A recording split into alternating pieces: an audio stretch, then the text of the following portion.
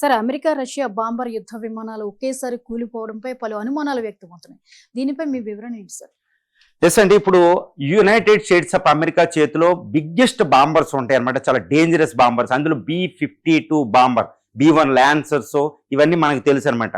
ఇప్పుడు B-52 బాంబరు United states of అమెరికాలో crash అయ్యింది.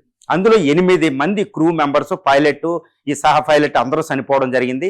B-52 బాంబరే క్రాష్ అవ్వడం అంటే అది యుఎస్కి చాలా షేము. దాని వెనకాల ఏదైనా కుట్రకోణం ఉందా?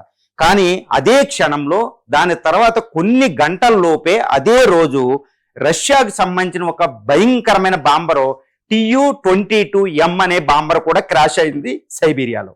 ఇది ఏంటి యుఎస్కి B-52 బాంబర్ అదే రోజు క్రాష్ అవ్వడం, రష్యాలో కూడా Tu-22M బాంబర్ కూడా క్రాష్ అవ్వడం, ఒకేసారి క్రాష్ అవ్వడం ఒకే రోజు. మరి ఏంటిది? ఇది ఒక చర్చనీయాంశం. ఎందుకంటే ఆ bombers highest security zone, highest production, అది ప్రొడక్టివిటీ ఉంటుంది, ప్రొటెక్షన్ ఉంటుంది. ఇది ప్రొడక్షన్ అలాగే ఉంటుంది, ప్రొటెక్షన్ కూడా అలాగే ఉంటుంది. మరి అవి క్రాష్ అవ్వడం అంటే ఇది సామాన్యమైన విషయం కాదు. అది కూడా ఏంటంటే కోయిన్సిడెంట్, యాక్సిడెంటల్ అనుకోకూడదు, కోయిన్సిడెన్స్ అనుకోవాలి, లేకపోతే ఏదో కుట్ర కోణం కూడా ఉందనుకోవాలి. ఒకేసారి అక్కడ రష్యాలో కూలిపోయిన క్షణంలోనే అమెరికాలో కూలిపోవడం ఏముంది అంటే సైబర్ అటాక్స్ అనేది ఒకటి ఉంటుంది అనమాట. ఇప్పుడు ఇవన్నీ వచ్చిన తర్వాత, ఆంథ్రోపిక్ వచ్చిన తర్వాత ఏం జరుగుతుందో కూడా తెలియదు.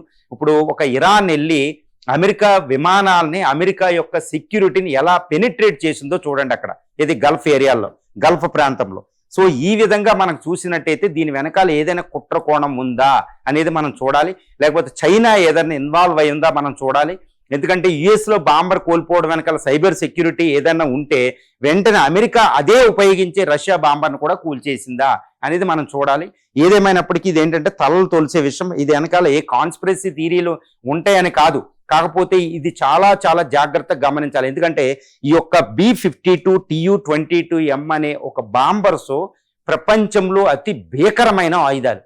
అవే క్రాష్ అయినాయి అంటే ఎంతటి ప్రమాదం ఉందో. మోడర్న్ వార్ఫేర్ ఏంటంటే పెద్ద పెద్ద ఆయుధాలకి దిక్కు లేదనమాట. ఇప్పుడున్న మోడర్న్ వార్ఫేర్, ఇప్పుడు ఇరాన్ యుద్ధాన్ని మనం చూసినట్టయితే, ఒక ఉక్రెయిన్ రష్యాను ఆపడం మనం చూసినట్టయితే, ఒక drone వార్ఫేరు, cyber security, even north Korea కూడా ఒక పూరెస్ట్ నేషన్, కానీ అది మిలిటరీ పవర్గా అవతరించింది వెపన్స్లో. అంటే వెపన్స్ ఎవరు తయారు చేస్తే వాళ్ళది.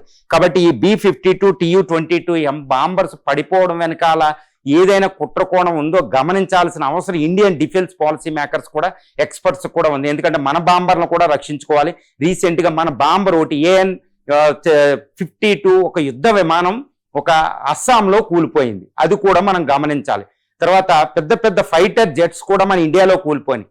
ఈవెన్ 5th జనరేషన్ ఫైటర్స్ కూడా కూలిపోతున్నాయి. మరి ఎందుకు కూలిపోతున్నాయి ఒకటి గమనించాలి. ఇండియాలో నార్త్ ఈస్ట్లోనే ఎక్కువ యుద్ధ విమానాలు పడిపోతూ ఉంటాయి.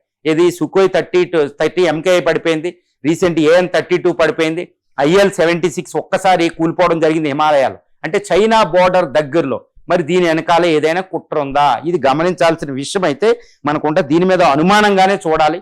ఇదేమీ యాక్సిడెంటల్గా జరిగింది కాదండి, ఇది ఏదో కుట్ర కోణంతోనే ఈ కూలిపోయినాయని మనం చెప్పొచ్చు.